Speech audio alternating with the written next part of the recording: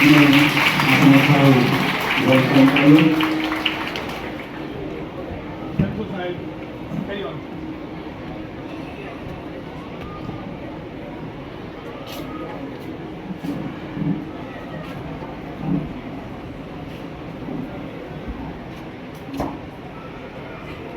સંસ્કૃત કાર્યક્રમ અંતર્ગત આજના કાર્યક્રમમાં ઉપસ્થિત આપણી શાળાના પ્રિન્સિપાલ જોશી સાહેબ, માધ્યમિક વિભાગના supervisor Harendrasinh Rathod sir, higher સેકન્ડરીના સુપરવાઇઝર સતીશભાઈ પટેલ સર, સંગીતાબેન, ભાઈ શ્રી જયેશભાઈ, દિલીપભાઈ, અન્ય મારા સાથી ગુરુજનો અને વહાલા વિદ્યાર્થી ભાઈઓને બહેનો, શ્રાવણ મહિનાના શ્લોકના અને શ્લોકથી સુગંધિત થયેલા શબ્દોથી આપ સૌનું આજના કાર્યક્રમમાં વંદન સહ અભિવાદન કરો છો. આજના કાર્યક્રમની શરૂઆત સર્વધર્મ પ્રાર્થના અને થોડા શ્લોકો દ્વારા કરવી છે. દરેકના હાથ જોડેલા, શરીર સીધું, આંખો બંધ, કારણ કે પૂજા, પ્રાર્થના અને પ્રાણાયામ એ ખુલ્લી આંખે કરવાના ન હોય, અને કરીએ તો આપણા આત્માને ઉજાગર કરવાની શક્તિ છે આપણે પ્રાપ્ત થતી નથી. જેટલી પ્રાર્થનાઓ મંદિરની દિવાલોએ નહીં સાંભળી હોય ને એટલી આ શાળાની દિવાલોએ સાંભળી છે, અને એ શાળાની દિવાલો કરતા પણ વધુ હોસ્પિટલની દિવાલોએ સાંભળી છે. પણ એ શ્રેષ્ઠમાં શ્રેષ્ઠ વિદ્યાના અર્થી દ્વારા થયેલી જે પ્રાર્થના છે એ સર્વશ્રેષ્ઠ છે. આખો ભાઈ એક સાથે સર્વધર્મ પ્રાર્થના. ઓમ તત્સત શ્રી નારાયણ પુરુષોત્તમ ગુરુતો સિદ્ધ બુદ્ધ તુ સ્કંદ વિનાયક સવિતા પાવક તુ બ્રહ્મ મદ્ય તુ યવ શક્તિ તુ ઈશુ પિતા પ્રભુ તુ रुद्र विष्णु तो राम कृष्ण तो रहीमताओ तू वासुदेव गौरीश्वरूप तू चिदानंद हरि तू अद्वितीय तू अकाल निर्भय शिव तू. ओम तत्सत श्री नारायण तू पुरुषोत्तम गुरु तू. ओम त्र्यंबकं यजामहे सुगंधिं पुष्टिवर्धनम् उर्वारुकमेव बन्धना मृत्युर्मोक्षेयमामृतात् सानन्दमानन्दवदेव वसन्तम् आनन्दकन्दं हतपापवृन्दम्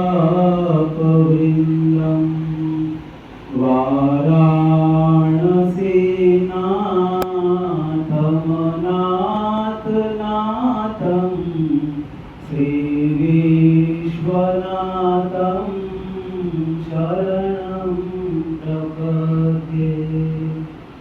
कर्पूरगौरं करुणावतारं संसारसारं भुजगेन्द्रहारं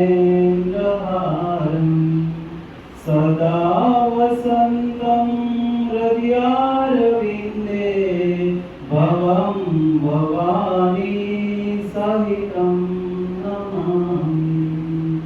त्वमेव माता च पिता त्वमेव त्वमेव बन्धु सखा त्वमेव त्वमेव विद्या द्रविणं त्वमेव त्वमेव सर्वं मम देव देव।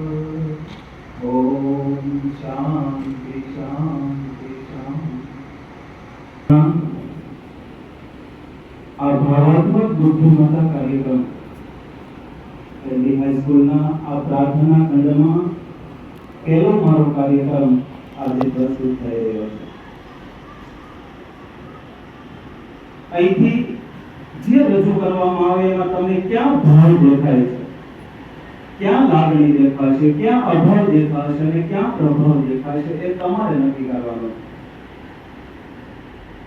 ઇમોશનલ ઇન્ટેલિજન્સ, ભાવાત્મક બુદ્ધિમત્તા, આપણો હૃદયનો ભાવ કોના પ્રત્યે કેટલો પ્રગટે, આપણામાં રહેલી વેદના છે એ કેટલી સંવેદનાની સાથે સમન્વય સાધે છે, એને ધ્યાનમાં રાખીને મારા બે પ્રસંગ તમારી સમક્ષ રજૂ કરવાના છે। એક છે કૃષ્ણનું જીવન દર્શન। એક બાજુ રામ છે, એક બાજુ કૃષ્ણ છે। તમે ક્યારેક એકાંતમાં એકલા હોય ત્યારે થોડુંક મનોમંથન કરજો, આત્મમંથન કરજો। ક્યાંથી એકનો જન્મ મહેલમાં થાય, એકનો જન્મ જેલમાં થાય, એક પોતાની માતા પાસે મોટા થાય, એક બીજા માતા પાસે મોટા થાય, એક વશિષ્ઠ વિશ્વામિત્રના આશ્રમમાં જાય, એક સાંદીપનીના આશ્રમમાં અભ્યાસ માટે જાય, બધું જ જ્ઞાન પ્રાપ્ત કરીને એક વિદેશમાં જઈને રાવણને મારે છે અને એક પરિવારના કુટુંબમાંથી એક કંસને મારે છે। એકના લગ્ન સ્વયંવરમાં થાય છે, એકના અન્યથી થાય છે। છેક સુધી તમે સરખામણી કરો, એક સરયુ નદીમાં જાય અને એક વૃક્ષના સાનિધ્યમાં જાય। ત્યાગ શું કહેવાય? જન્મતા વેદ મમ્મીને ત્યાગ કરી દેવાનો, જન્મતા વેદ માતાથી તરત જ અલગ થઈ જવાનું, અલગ માતા પાસે જઈને બધું જ શિક્ષણ પ્રાપ્ત કરવાનું, મથુરાનો મોહન બનવાનું, ગોકુળનો ગોવાળિયો બનવાનું, વૃંદાવનની અંદર જઈને મોરલીના નાદ સાથે સંવાદ સાધવાનો,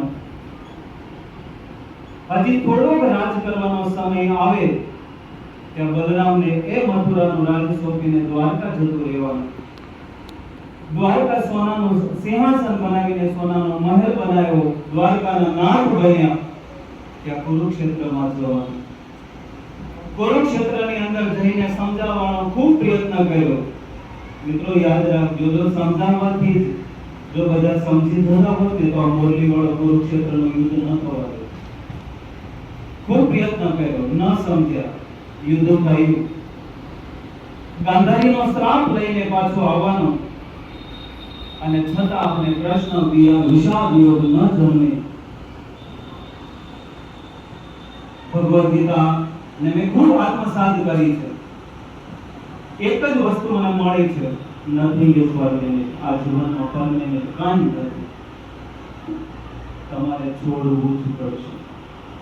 ભીષ્મ પિતામહની પ્રતિજ્ઞા આપણને યાદ છે, કૃષ્ણની 3 પ્રતિજ્ઞા છે, આજે આપણને યાદ નથી।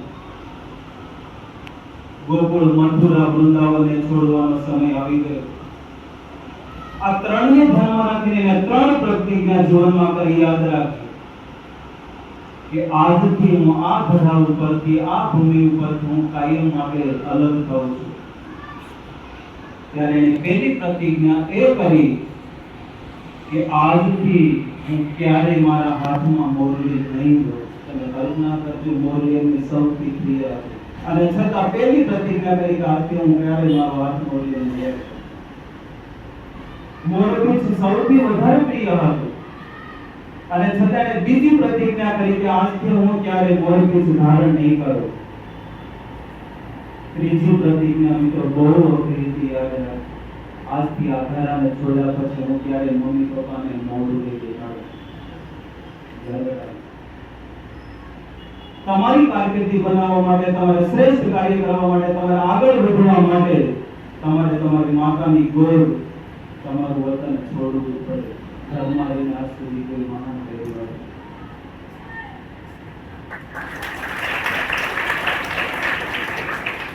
મથુરાની જેલમાંથી દેવકીને છૂટી અને પછી ધ્રુસકે રડે છે અને કૃષ્ણને કહે છે, તમે સંવાદ જોજો કે બેટા તું ભગવાન હતો અને છતાં મારે 14 વર્ષ સુધી જેલમાં રહેવું તે મને કેમ ન છોડાવી? ત્યારે કૃષ્ણ શું કહે છે? મમ્મી યાદ કરો, પૂર્વજન્મમાં તમે મને 14 વર્ષ સુધી જેલમાં વનવાસમાં નહોતો મૂક્યો. પૂર્વજન્મનું ફળ, પૂર્વજન્મના કર આપણે ભોગવવા જ પડે.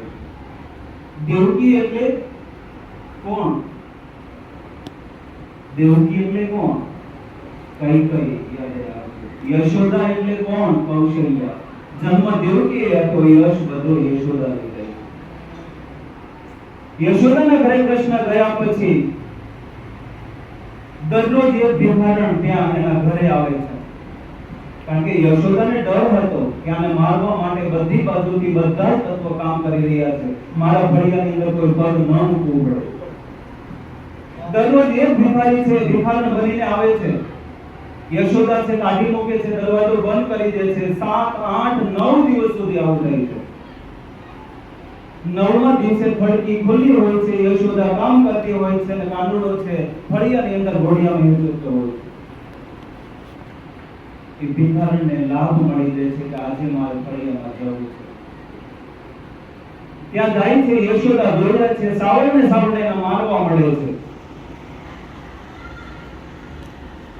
અને એ આત્માને આમનો હાથ યશોદાનો સ્પર્શ થાય છે ને તે ઓરિજિનલ સ્વરૂપમાં આવે છે. માતા તમે સાંભળી લો, હું ભીખ માંગવા નહોતી આવતી, હું લૂંટવા માટે નહોતી આવતી, હું આ કાનુડાને મારવા માટે નહોતી આવતી, પણ એનું મોઢું જોવા માટે આવતી હતી કે અમને 8 હાથને મારી નાખી છે ને, પગ પકડીને માથા પથ્થર સાથે ફટકારીને મારી નાખી છે ને, એ મારનારનો જન્મ થયો છે ને એનું મોઢું જોવા માટે અમે આવતા હતા. યાદ રાખજો, તમારા ઘરે કોઈ ભિખારી આવે છે કે કોઈ કૂતરો આવે છે કે કોઈ ગાય આવે છે તો સમજી લેજો તમારા ઘરની સાથે કઈ એનું ઋણ બાકી હશે તો તમારા ઘરે આવશે. બધા ભિખારી તમારા ઘરે નહીં આવે, બધા કૂતરા તમારા ઘરની રોટલી ખાવા નહીં આવે, બધી ગાય તમારા ઘરની રોટલી ખાવા નહીં આવે. ભારત દેશની એક સંસ્કૃતિ, એક પ્રથા હતી કે પહેલી રોટલી છે એ પરોપકાર ભેદ બનવી જોઈએ. આ સંસારની અંદર શ્રેષ્ઠ પાત્ર જો કોઈ હોય ને તો એ માતા પિતા છે, એનાથી વિશેષ કોઈ નથી. માતા પિતાનું ઋણ આપણે 1 નહીં 7 જન્મોમાં પણ અદા કરી શકવાના નથી.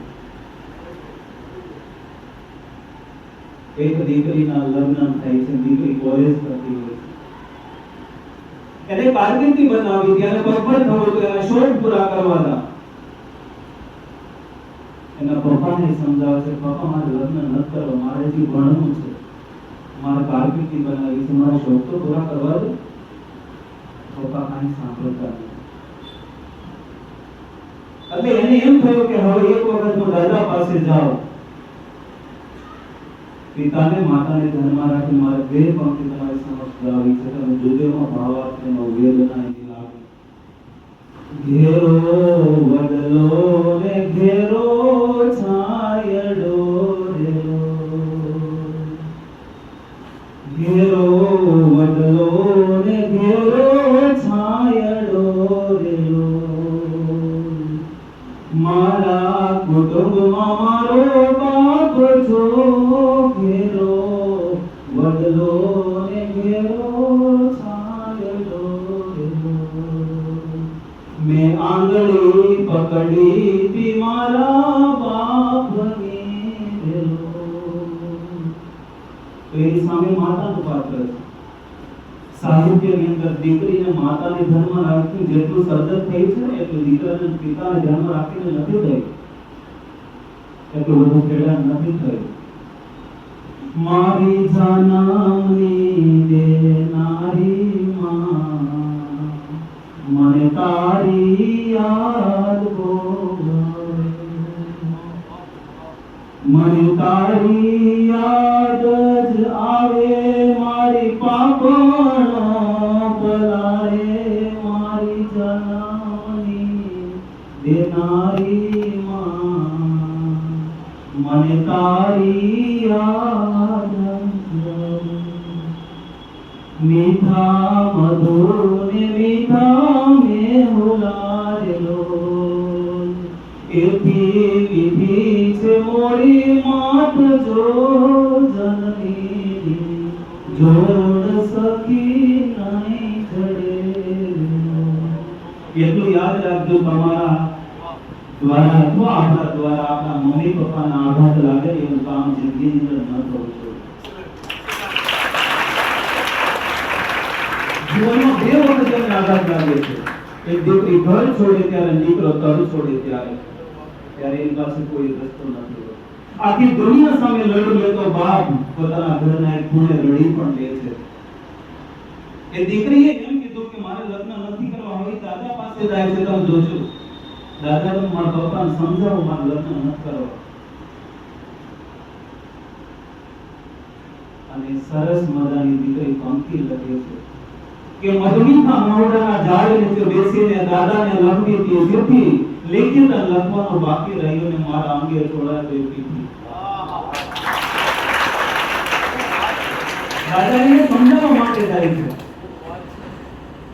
કે બેટા હું નથી કહી શકતો કેમ કરતા પપ્પાને આ સમાજના લોકો કેટલા હેરાન કરે છે તને ખબર છે તો કે ના કારણ કે વર્તમાન સમયમાં સાહેબ એવું છે આપણા ઘરમાં ત્યાં બીજા રાખતા હોય એમાં દીકરી હોય ઘરમાં તો ખાસ આની દીકરી ક્યાં જાય છે કોની હારે જાય છે ક્યાં જાય છે આના ઘરે કોણ આવે છે સીસીટીવી કેમેરા એ હોય આ દીકરી હોશિયાર હતી કે દાદા કહે છે બેટા તારા પપ્પા જે નિર્ણય લે બરોબર છે કારણ કે એના ભાઈબંધો છે ને એ બહુ એમને કીધું છે કે પરણાઈ દો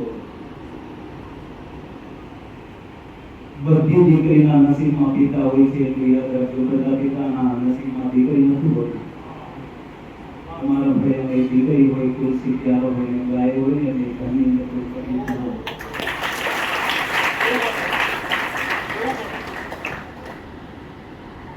એના પપ્પાને દીકરીએ કીધું કે પપ્પા મારે લગ્ન નથી કરવા સાંભળતા નથી અને એને બીજા દ્વારા સાંભળવા મળ્યું છે કે આ પપ્પા બીજા પાસે રડતા હતા દીકરીને લાગી આવે છે મારા પપ્પા મારા માટે રડતા હતા બીજા પાસે રડતા હતા મને કેમ ન કીધું આ સુધી મારી પાસે કેમ ન રડ્યા ત્યારે દીકરી શું કહે છે કે પપ્પા એક વખત મારી પાસે રડી લો આનું આખું પદ્યનું સ્વરૂપ લઈ ધોરણ 11 થી વિદ્યાર્થી રાઠોડ રિશ્કાને હું વિનંતી કરીશ કે આવો જે દીકરી પોતાના પિતા પ્રત્યેની લાગણી વ્યક્ત કરે છે ને એ આપણી શાળાના વિદ્યાર્થીઓ લાગણી વ્યક્ત કરે છે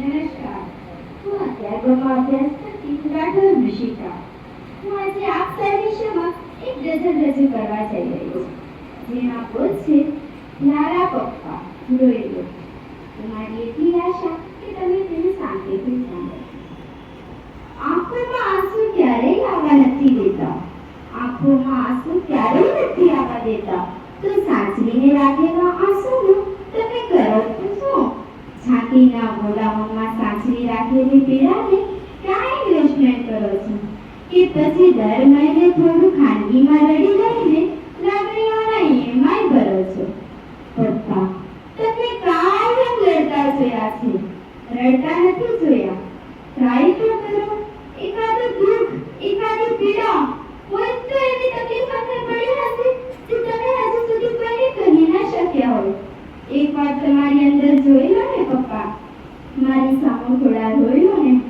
બધા સામે હસતું ચહેરું રાખીને ક્યાં સુધી તકલીફ સંતાડવાની જખમો બતાવો તો અમને ખબર પડે ને કે અમારે દવા ક્યાં લગાડવાની નક્કી ન થયેલી પીડા અને અણગમો કોઈ દિવસ નક્કી છાતીમાં વાગશે અડધી રાતે પસીનો થશે અને છાતીમાં દુખવા લાગશે કાયમ નજામાં હોય એવા લોકો તમે હજુ સુધી જોયા નથી પપ્પા તમે મારી સામે હજી સુધી રોયા નથી? સાચું કહી દો, તમારું દુઃખ તમે ક્યાં સંતાડો છો? અડધી રાતે રડવું આવે તો તમે કોને જગાડો છો?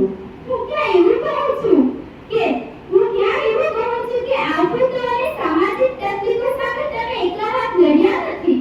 હું તો બસ એટલું જ કહું છું કે મારો પ્રભુ સાવ નકામો પડ્યો છે પપ્પા. તમે કેમ એના પર માથું રાખીને હજુ સુધી રોયા નથી? ટ્રાય કરશો તો રડવું પણ આવશે. ટ્રાય કરશો તો રડવું પણ આવશે. છાના રહેવા માટે એકવાર રડી લેવું જરૂરી છે. પડ્યા હશે કેટલાય બોલ અંદર. એકવાર જોઈ લો ને પપ્પા, એકવાર મારી સામે રોઈ લો ને. જે હોય તે કહી દો મને, જે હોય તે કહી દો મને. એવું કરીએ કે તમારી તકલીફો પર આપણે સાથે જોઈએ. હું તમારાથી એટલી દૂર નથી કે તમારે રડવા માટે પ્રાઇવેસી જોઈએ. જીવ સાવ તકલાદી હોય પપ્પા. બધું એમાં ભરીએ તો ફાટી જાય. તમને ગુમાવવા કરતા તમારા આંસુઓ ગુમાવવા મને વધારે પોસાશે. તમને ગુમાવવા કરતા તમારા આંસુઓ ગુમાવવા મને વધારે પોસાશે. રડવાની ઈચ્છા હાથ વગી હોય પપ્પા. પપ્પા પ્લીઝ મારી સામે એકવાર રોઈ લો ને.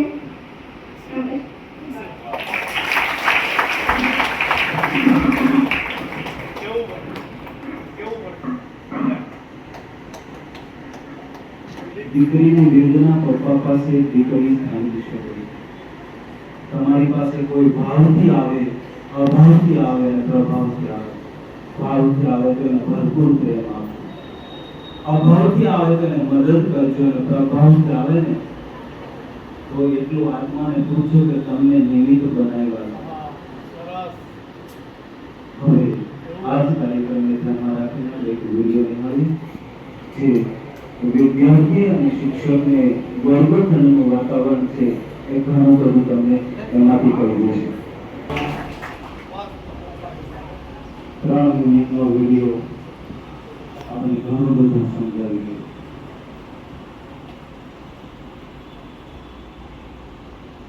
કુરુક્ષેત્રનું યુદ્ધ પૂર્ણ થયું, હસ્તિનાપુર સુરક્ષિત થયું એટલે કૃષ્ણ ભગવાને વિદાય લીધી અને કૃષ્ણ પિતામહે પણ વિદાય લીધી. પછી કાયાનું કલ્યાણ કરવા માટે હિમાલય તરફ જાય છે, કારણ કે હસ્તિનાપુરનું રાજ લઈ લીધું પણ આત્માની શાંતિ થતી નથી. હિમાલય ખુદી વળે છે અને આપણા સમાજમાં કહેવત છે કે કાયાનું કલ્યાણ કરવા માટે હિમાલય જવું પડે. પાંડવો જાય છે, હિમાલય આખો ખુદી વળે છે, ક્યાંય મહાદેવ મળતા નથી. મહાદેવને એવું હતું કે મારે પાપના ભાગીદાર ન બનવું, અને છતાં એના વિના છૂટકો ન હતો. કેદારનાથના કેદાર પર્વત ઉપર મળે છે. ત્યાંથી ભીમને ખૂબ ભૂખ લાગે છે, ખાવાનું પ્રબંધન કરો. મહાદેવ કહે છે કે તમે અહીંથી હવે બદ્રીનાથ જાઓ, વિષ્ણુ ભગવાનને કહી દઉં છું ભોજનનું પ્રબંધન કરે. એ પૃથ્વી ઉપરનું તમારું છેલ્લું ભોજન હશે અને ત્યાંથી સૂર્ય અસ્ત થાય ત્યારે તમારે સ્વર્ગમાં જતું રહેવાનું. પાંડવો ત્યાં ગયા, બદ્રીનાથ જઈને ભોજન લીધા, ભાવતા ભોજન લીધા. ત્યાંથી પગપાળા આગળ વધે છે. 3 કિલોમીટર દૂર માના ગામ છે. માના ગામ એટલે ભારતનું છેલ્લું વતન હવે પ્રથમ કરીને ઋષિ સાહેબ યોગભૂમિ, તપોભૂમિ, દેવભૂમિમાં જઈ આવ્યા છે. એટલે અમને ખબર છે બધી કે એ હિમાલયની ભૂમિનો પાવર કેટલો છે. પાંડવો સ્વર્ગમાં જવાની તૈયારી કરી અને ત્યાંથી એમની સાથે એક પુત્ર જોડાય છે. અને યુધિષ્ઠિર દ્રૌપદી સુધીના બધાને કીધું કે લાઈનમાં ઉભા રહી જાઓ, કોઈએ પાછું નથી જોવા. હવે અહીંથી તમે સમજો આપણા કર્મ, આપણું મૃત્યુના સૌભાગ્ય આપણે કઈ રીતે કરીએ છીએ. દ્રૌપદી કલ્પાંત કરે છે કે મારા મૃત્યુનું કારણ મારે તો સ્વર્ગમાં જવાનું છે. પિતાએ ના પાડે દીધી, તારું સ્થાન સ્વર્ગમાં નથી. એવું તો કે હા, તો કે મને કારણ સમજાવો. ત્યારે પુત્ર બહુ સ્પષ્ટ જવાબ દે કે તારે 5 પતિઓ હતા, તારે બધાને સરખો પ્રેમ કરવાનો હતો. તો પતિવ્રતા હતી. લગ્ન થયા પછી પતિ પરમેશ્વર હોય તે સાર્થક નથી કર્યું. તે સૌથી વધારે પ્રેમ અર્જુનને કર્યો છે, બીજાને તે ગણ્યા નથી. આ મૃત્યુનું કારણ છે. સ્ત્રી તરીકે તને સ્વર્ગમાં સ્થાન નહીં મળે. દ્રૌપદી ઢળી પડે છે. દ્રૌપદીનું એક જ મંદિર માના ગામમાં છે. ત્યાંથી આગળ વધ્યા એટલે સહદેવે કીધું કે મારા મૃત્યુનું કારણ તો કે સાંભળી લો સહદેવ, તમારી પાસે 3 કારણનું જ્ઞાન હતું, પણ સમય આવ્યો તમે જ્ઞાનનો ઉપયોગ ન કર્યો. વધુ પડતું જ્ઞાન પણ મૃત્યુનું કારણ બને છે, યાદ રાખો. સમય આવે ત્યારે જ્ઞાનનો સદુપયોગ કરી જ લેવો પડે. જ્ઞાન પીરસવાથી વધે છે, સંગ્રહ કરવાથી વધતું નથી. એ આત્માને દજાડે છે, એ ઢળી પડે છે. નકુલનો વારો આવ્યો. નકુલે કીધું કે મારા મૃત્યુનું કારણ તમે મને કહો. સાંભળો નકુલ રાજા, પાંડવોને બહુ ટેન્શન હતું, બધે સૌભાગ્ય તમારે રહેવાનું હતું, તમે ભાઈઓ સાથે ભળ્યા જ નથી, તમને સૌંદર્યનું બહુ અભિમાન હતું. યાદ રાખજો, તમારું સૌંદર્ય તમારા મૃત્યુનું કારણ પણ બને છે. એટલે વધુ પડતું સૌંદર્ય વધુ પડતા બહુ દોડાય નહીં સારા. યાદ રાખજો. ભીમનો વારો આવ્યો. મારા મૃત્યુનું કારણ છે. ભીમ સાંભળેલી હથિયાર તારી પાસે હતું. 1000 હાથીનો બળવાળી ગદા હતી, પણ જ્યાં હોય ત્યાં મારમાર નહોતું કરવાનું. તમારું હથિયાર છે, સમય આવે, સંજોગ ઊભા થાય ત્યારે તેનો ઉપયોગ કરવાનો હોય, ગમે ત્યારે ઉપયોગ ન કરવાનો હોય. વિદ્યાર્થી ભાઈઓ બહેનો, પેન એ તમારું હથિયાર છે. પેનથી તમે કેવા શબ્દો લખો છો ને એ બહુ મહત્વનું છે. ગમે તેવા શબ્દો છે પેનથી ન લખાય. એમને સ્પષ્ટ સમજાવો કે તમારું હથિયાર પણ તમારું મૃત્યુનું કારણ બને છે. અર્જુનનો વારો આવ્યો. મારા મૃત્યુનું કારણ કહો. ત્યારે અર્જુનને બહુ સ્પષ્ટ કીધું. સાંભળે અર્જુન, દુનિયાનું બધું જ્ઞાન તારી પાસે હતું. મોટામાં મોટું પાશુપાસ્ત્ર શિવ ભગવાને તને આપ્યું હતું, જે કોઈને નહોતું આપ્યું. બધા જ શસ્ત્રનું શાસ્ત્રનું જ્ઞાન તારી પાસે હોવા છતાં કુરુક્ષેત્રના મેદાનની અંદર તે કૃષ્ણને પૂછ્યું કર્યું, હવે મારે શું કરવાનું, હવે મારે તારા જ્ઞાનનો કે તારા આ અસ્ત્ર કે શસ્ત્રનો તે ઉપયોગ ન કર્યો. સમય આવે તમારા હથિયારનો ઉપયોગ કરી જ લેવાય, તમારા જ્ઞાનનો ઉપયોગ કરી જ લેવાય. એ પણ મૃત્યુનું કારણ બને. યુધિષ્ઠિર રાજા એવા ધર્મરાજનું બિરુદ મળેલું, સત્યના સનાતન સારથી હતા. યાદ મારા મૃત્યુનું કારણ. યુધિષ્ઠિર રાજા એક જ વખત ખોટું બોલે છે, પણ એ દ્વિઅર્થી ભાષામાં બોલે છે. યાદ રાખ. કારણ કે ગુરુ દ્રોણે એવું વરદાન હતું કે તમારા પુત્રના મૃત્યુના ખબર તમને પડે એટલે તમારો હાથમાં જતો રહેશે. ગુરુ દ્રોણ કોઈ હથિયારથી મરવાના નહોતા, પણ એને પુત્ર પ્રેમ એટલો બધો હતો કે એના મેસેજ મળે એટલે મૃત્યુ પામે. બધા એને કહેતા હતા, લોકો એક હતી, પણ એને એક ઉપર વિશ્વાસ હતો, યુધિષ્ઠિર ઉપર, કે ઈ કદી ખોટું નહીં બોલે.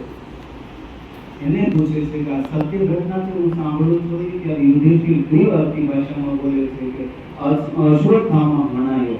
અશ્વત્થામ નામનો હાથી હતો, અશ્વત્થા નામનો એક પુરુષ પણ હતો. દ્વિઅર્થી ભાષા. પુત્રએ સ્પષ્ટ કીધું, તમારી નહોતું બોલવાનું, તમારે ધર્મનું પાલન કરવાનું હતું, તમે ધર્મના રાજા હતા, મૃત્યુનું કારણ એ બને છે.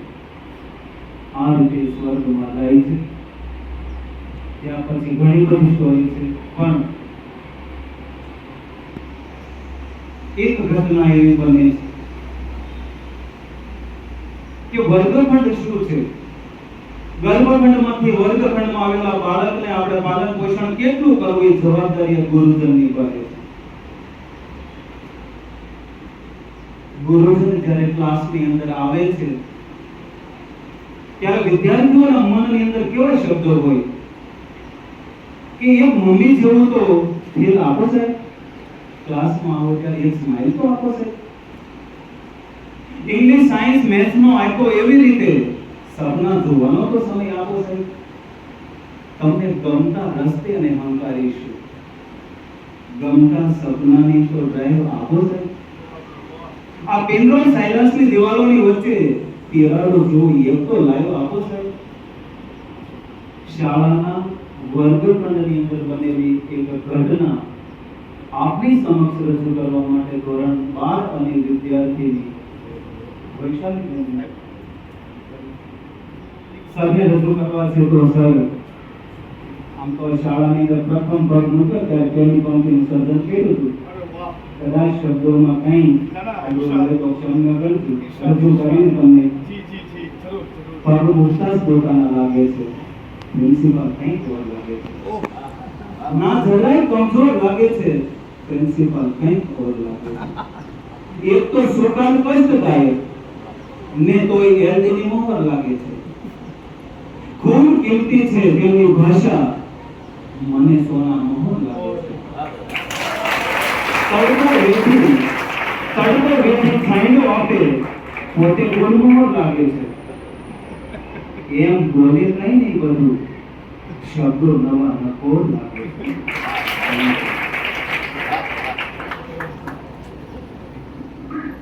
આદરણીય સતીશભાઈ, આપણા કન્વીનર દિલીપભાઈ, અને આજે એને સ્પેશિયલ ક્રિકેટ બાળકોને આગળ લઈ લો એવા કે જેમને આપણી શાળામાં 1 મે થી આજ સુધી 102 દિવસ થયા, પણ અમને એવું લાગે છે કે અમારી સાથે 1000 દિવસથી છે.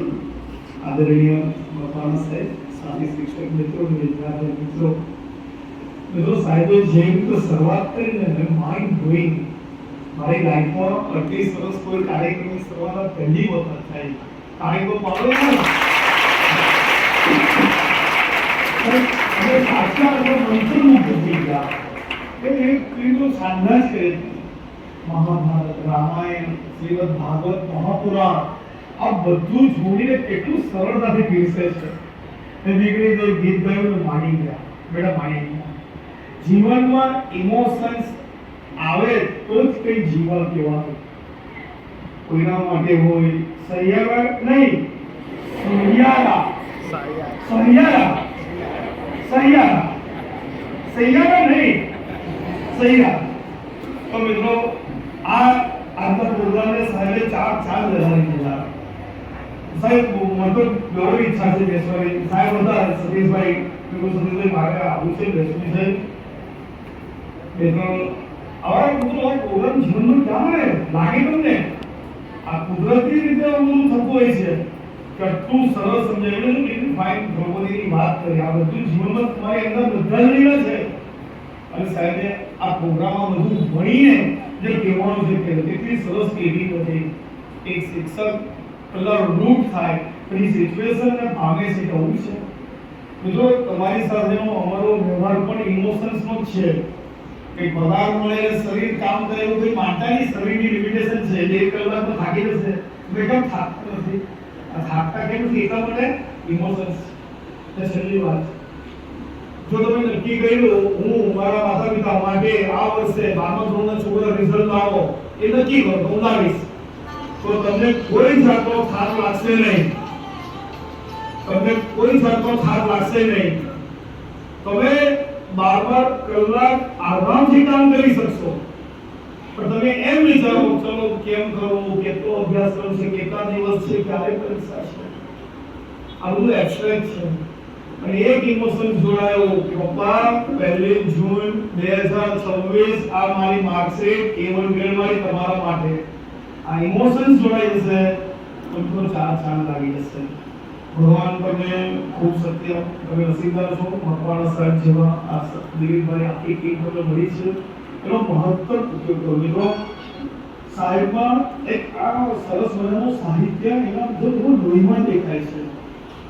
આ બધા ઓછામાં હોય જીવાદીઓનું કામ નથી, સાધના કરવી પડે. કવિતાઓ કંઠસ્થ હોય એવો આખો વર્ગ નામ શ્રેષ્ઠ થઈ ગયો. હવે આ સાહેબ તમે લોકો તો બહુ મોટી સેવા કરો છો સાહિત્ય. હવે પછી કે પેઢીમાં તો ખબર પડી પડશે કે કઈ પેલી જનનીની જોર શક્તિ નહીં જોડે રોજ. આ કેટલા વર્ષે મને સર્વધર્મ પ્રાર્થના કેટલા વર્ષે મેં સાંભળી. તો મિત્રો, તમને આ સાહિત્યનો પણ સાહેબ જોડા ટચ મળશે. સંપર્કમાં રહેજો. આ શાળા છોડીને જાઓ પછી પણ સાહેબ સાથે સંપર્કમાં રહો. સાહેબ મેં નવી કવિતા વાંચી, સાહેબ બહુ મને ગમી, હું તમારી સાથે શેર કરું છું. સાહેબ પણ તમને કંઈક કહેશે કે નવી કવિતા મેં પણ વાંચી, આ પણ સરસ છે. આ જીવન પાઠ છે ને. બીજું શું છે મિત્રો, આ પૃથ્વી પર આપણે મુસાફરીની જેમ આવ્યા છીએ. આપણા નામે આપણા નામે જમીન કરવાની કે ફેક્ટરી કરવાની એવું નથી. એથી પસાર થઈ જવાનું છે, બધું મૂકી જ જવાનું છે. તો આટલા ટાઈમનું કરવાનું આનંદ, કેવી રીતે માણસો સાથે સગા સંબંધી સાથે કેવી રીતે સારી શિષ્ટ ભાષા દ્વારા એ જીવન છે એ સાહેબ તમે ખૂબ સારી રીતે શીખો છો. સર અદ્ભુત શરૂઆત કરી હે, જબરજસ્ત ને મજા આવી ગઈ. છોકરા તમે પણ ખૂબ એટેન્શનથી સાંભળો છો અને કાર્યક્રમ ચાલુ રાખો. Thank you very much.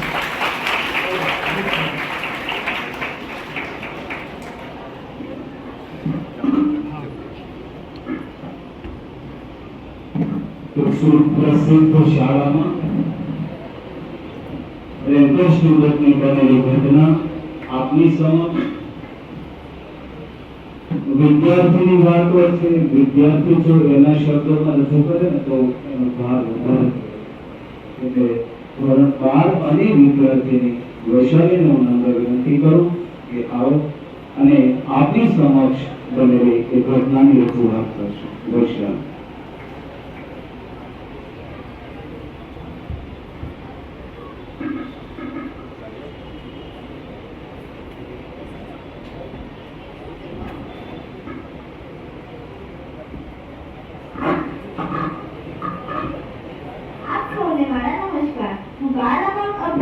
વિદ્યાર્થીની ગાયકવાડ વૈશાલી આપ સૌ સમક્ષ એક મોટા શહેરની એક સુપ્રસિદ્ધ શાળાની એક ઘટના આપ સૌ સમક્ષ રજૂ કરવા જઈ રહી છું. આપ સૌ શાંતિથી સાંભળો એવી મારી નમ્ર વિનંતી. એક મોટા શહેરમાં સુપ્રસિદ્ધ શાળામાં અભ્યાસ કરતી એક રેન્કર વિદ્યાર્થીની જેનું નામ રીવાના જન્મદિવસના અવસર પર રીવાની માતા એમ વિચાર કરે છે કે તેઓએ તેની દીકરીને કોઈ સારી ગિફ્ટ આપવી જોઈએ. તે દિવસે મંગળવાર હોવાથી રીવા નિશાળે જાય છે અને રીવાની માતા તેના માટે ગિફ્ટ લેવા બજારે જાય છે. રીવાની માતાને ત્યાં બજારમાં એક ડ્રેસ ગમે છે. તેઓ તે ડ્રેસ લઈને ઘરે પાછા આવે છે. જ્યારે રીવા સાંજે શાળાએથી પાછી ઘરે આવે છે ત્યારે તેની માતા તેને કહે છે કે બેટા રીવા, હું તારા માટે ગિફ્ટ લાવી છું. રીવા કહે છે કે મમ્મી તું મને બતાવ ને, પ્લીઝ મમ્મી તું મને બતાવ ને. પરંતુ રીવાના માતા તેને એમ કહે છે કે ના બેટા, એ તારા માટે સરપ્રાઈઝ છે. પરંતુ રીવા ખૂબ જીદ કરે છે કે ના મમ્મી તું મને બતાવ ને, પ્લીઝ મમ્મી તું મને બતાવ ને. પણ છેવટે તે તો માતાનું જ હૃદય ને, અને રીવાની માતા તેને તે ડ્રેસ બતાવે છે. રીવાને તે ડ્રેસ ખૂબ ગમે છે અને બીજા દિવસે એટલે કે બુધવારે, અને તમે જાણો જ છો કે જ્યારે આપણે પ્રાથમિક શાળામાં ભણતા ત્યારે બુધવારે રંગીન કપડાં પહેરવા ચાલતા હતા અને સંજોગવશ રીવાનો જન્મદિવસ પણ બુધવારે આવે છે. રીવા તેના માતા પિતાને તે ડ્રેસ પહેરીને બતાવે છે અને તેના માતા પિતા તેના ખૂબ વખાણ કરે છે. ત્યારે વાહ રીવા બેટા, આ ડ્રેસ તો તારા પર ખૂબ સરસ લાગે છે, તો ખૂબ સુંદર દેખાય છે. અને પછી શાળાનો સમય થવાથી રીવા તેના માતા પિતાના પગે લાગીને ઓઢણો ઓઢીને શાળાએ જવા નીકળે છે. રસ્તામાં તેને તેની બહેનપણીઓ મળે છે. બધાઓ તેને તેના જન્મદિવસની શુભકામનાઓ આપે છે અને તેને કહે છે કે રીવા, તારો ડ્રેસ ખૂબ સરસ છે, તો આ ડ્રેસમાં ખૂબ સુંદર લાગે છે. અને રીવાને પૂછે છે કે રીવા, તો આ ડ્રેસ ક્યાંથી લાવી?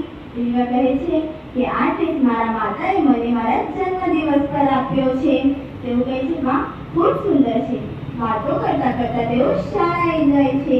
શાળાના ગેટ પર રીવાના મેડમ તેને એમ કહે છે, રીવા સાયકલ આવતો. રીવા સાયકલ ઊભી થાય છે. થોડા સમય પછી રીવાના મેડમ ત્યાં જાય છે અને તેને કહે છે, રીવા, તને ખબર નથી પડતી શાળામાં કેવા કપડાં પહેરીને આવવા? તું આ શાળાની રેન્કર વિદ્યાર્થીની છે.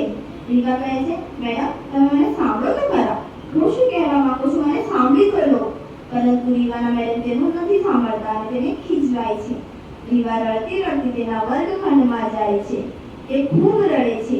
થોડા સમય બાદ પ્રાર્થનાનો સમય થાય છે અને રીવા ખૂબ રડે છે અને તેનું મન પ્રાર્થનામાં પણ નથી લાગતું. તેનું મન તેના મેડમ તેની ખીજવાય છે તે બાજુ દોડી જાય છે.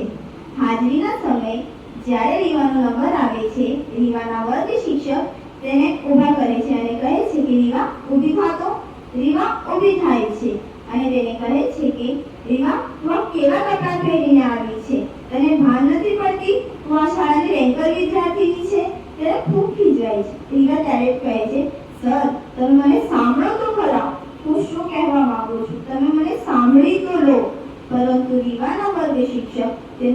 વસ્તુનો સામાન તેને ખૂબ ખીજવાય છે. રીવા ખૂબ રડે છે. તે 2 તાસ લગી રડે છે અને પછી એમ વિચાર કરે છે કે તેને પ્રિન્સિપાલ પાસે જવું જોઈએ. તે પ્રિન્સિપાલની ઓફિસમાં મે આઈ કમ ઇન સર એમ કહીને પ્રવેશે છે. પ્રિન્સિપાલ તેમનું વર્ક કરતા હોવાથી તેઓ ધ્યાન નથી આપતા કે કોણ આવ્યું છે. રીવા કહે છે, સર મારા કપડામાં એવી શું ભૂલ છે કે બધા મને ખીજવાય છે અને આજે તો મારો જન્મદિવસ છે અને હું આ શાળાની રેન્કર વિદ્યાર્થીની છું. કોઈ મારું કશું સાંભળતું નથી અને બધા મને ખીજવાય છે. તો પ્રિન્સિપાલ કહે છે, જો દીકરા તારો આજે જન્મદિવસ છે તો તું ઘરે જા અને મોજ કર. રીવા તેના વર્ગખંડમાં પાછી જાય છે અને ત્યાં તે ખૂબ રડે છે. ત્યાં નાસ્તાની રિસેસ પડે છે અને તેની બેનપણીઓ તેને શાંત કરાવે છે કે રીવા ન રડ, શાંત થઈ જા, આજે તારો જન્મદિવસ છે. પરંતુ રીવા શાંત નથી થતી, તે ખૂબ રડે છે. થોડા સમય બાદ તે બધા ગ્રાઉન્ડમાં ગયા હતા ત્યારે રીવા કોઈને કહ્યા વગર તે ઘરે જતી રહે છે. રીવાના માતા તેને પૂછે છે કે કેમ બેટા રીવા, તું આજે આટલા વહેલા કેમ આવી ગઈ? રીવા કહે છે કે મમ્મી આજે મારો જન્મદિવસ હોવાથી મારી બધી બહેનપણીઓ ઘરે આવશે, તેથી હું મારો રૂમ શણગારવા માટે ઘરે આવી છું. અને એમ રીવા કહે છે કે મમ્મી તમે મને ડિસ્ટર્બ ન કરતા એમ કહીને રીવા તેના રૂમમાં જાય છે. રીવા ત્યાં ખૂબ રડે છે.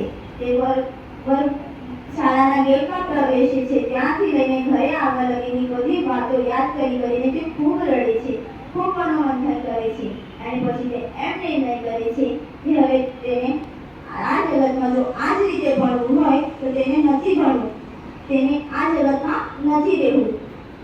એમ વિચાર કરીને તેને માતા તેના માટે જે કપડાં લાવ્યા હતા એ જ કપડામાંનો દુપટ્ટો તે પંખે બાંધી દે છે.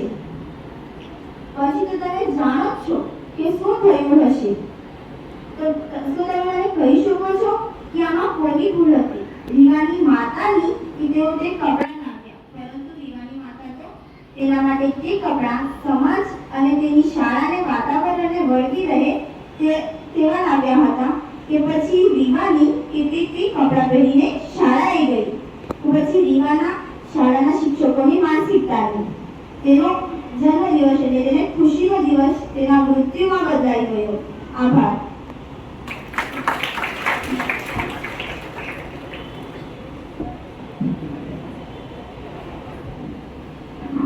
આભાર.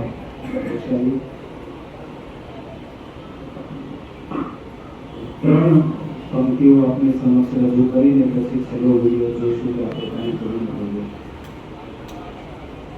પંક્તિઓનો ભાવાર્થ સમજજો કે શું કહેવા માંગે છે. શબ્દમાં ભાવ છે, અભાવ છે, પ્રભાવ છે, લાગણી છે, શું છે? એ ખરા તડકેને ઉઘાડા પગે દોડાવશે એવી ખબર થોડી હોય.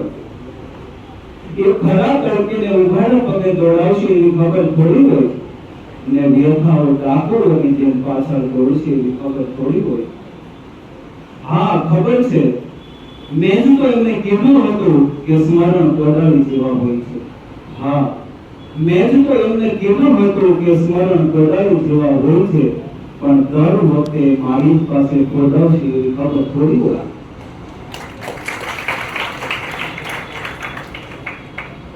મુમતાઝને તમે ઓળખો છો. તાજમહેલ શું છે એ તમને ખબર છે. શાહજહાં શું હતા એ પણ તમને ખબર છે.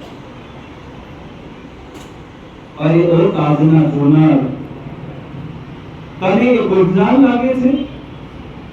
ગોળાની સ્મૃતિમાં આરસનો અવતાર લાગે છે. પણ મળે તો શાહજહાં તો કૈગમ એટલો જ કહેજો કે સુતેલી મુમતાઝને પથ્થરોનો ભાર લાગે છે. આ મુમતાઝની કબર એટલે તાજમહેલ. તો દોસ્ત બનીશ એવી ક્યાં ખબર હતી? તો દોસ્ત બનીશ એવી ક્યાં ખબર હતી? દોસ્તમાં ખાસ બનીશ એવી ક્યાં ખબર હતી? તારા વગર પણ એક જિંદગી હતી, તારા વગર પણ એક જિંદગી હતી, પણ તો જ મારી જિંદગી બનીશ એ ક્યાં ખબર હતી?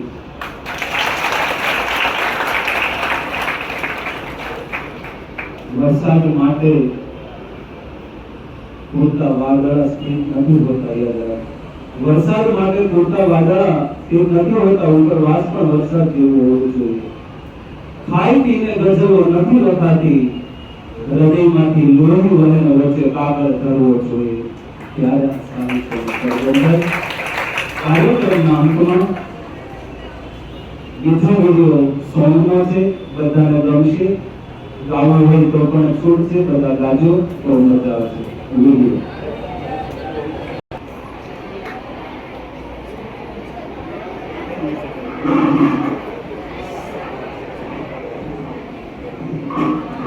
નમસ્કાર, હું તમારા સમક્ષ વિદ્યાર્થી અને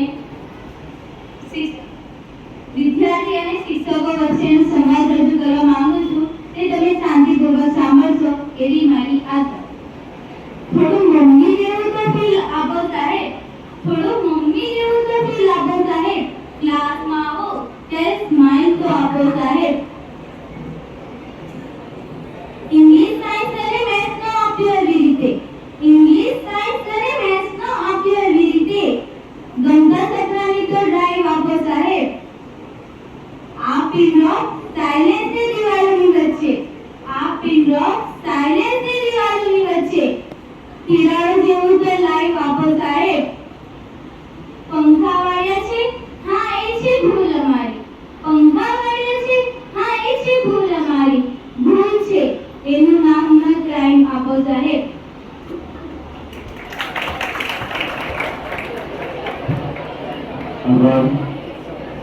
કાર્યક્રમના અંતમાં આજના કાર્યક્રમમાં જેમનો ભાર કર્યો હોય એનો આભાર માનવો જ પડે. આપણી શાળાના સુપરવાઇઝર સતીશભાઈ પટેલ સાહેબનો માત્ર વિનંતી કરું, આજના કાર્યક્રમને જમવાના આભાર વિશે કરશું. સતીશભાઈ પટેલ. નમસ્કાર દોસ્તો, ખૂબ સરસ કાર્યક્રમ. શરૂઆતમાં બધાને આધ્યાત્મિકતાના રંગે રંગી દીધા સાહેબે. ઘણા સમય પછી શાળામાં આવો કાર્યક્રમ નિહાળવાનો મળ્યો. વૃદ્ધભાઈ, ખૂબ ખૂબ આભાર તમારો. તમારો પહેલો કાર્યક્રમ અમને અને વિદ્યાર્થીઓને ખૂબ જ પસંદ આવ્યો. રાઠોડ ઋષિના બધાને રડાવી દીધા. સરસ શરૂઆત હતી. વિદ્યાર્થી મિત્રો, જીવનમાં આધ્યાત્મિક બનવું ખૂબ જ જરૂરી છે. ફક્ત આધ્યાત્મિક નહીં, આધ્યાત્મિકતાના સાથે આર્થિક બાબતોને પણ ધ્યાનમાં રાખીને આપણે આગળ વધવાનું છે. સામે ધોરણ 12 ની પરીક્ષા આવી રહી છે. આધ્યાત્મિકતા ખૂબ જરૂરી છે. એને સાથે રાખીને તમે તમારી મહેનત કરશો તો ચોક્કસ આર્થિકતા તરફ આગળ વધશો. સાહેબે ખૂબ રજૂઆત સરસ કરી. ટૂંકમાં જાણે કે આખું મહાભારત આપણે સાંભળી લીધું હોય એવું લાગ્યું. લગભગ બધા પાત્રોનો સમાવેશ થઈ ગયો. સરસ સાહેબ, ફરી તમારો આભાર. દિલીપભાઈ કન્વીનર, કાર્યક્રમની વ્યવસ્થા કરી એમનો આભાર. આપણી ટેકનિકલ ટીમ એમનો પણ આભાર. તમામ વિદ્યાર્થી મિત્રોએ ખૂબ જ સરસ રીતે આ કાર્યક્રમ નિહાળ્યો. વિદ્યાર્થી મિત્રો, ખૂબ ખૂબ આભાર. તમામ સ્ટાફ મિત્રોએ કાર્યક્રમમાં મદદરૂપ બન્યા, એમનો પણ ખૂબ ખૂબ આભાર. આભાર.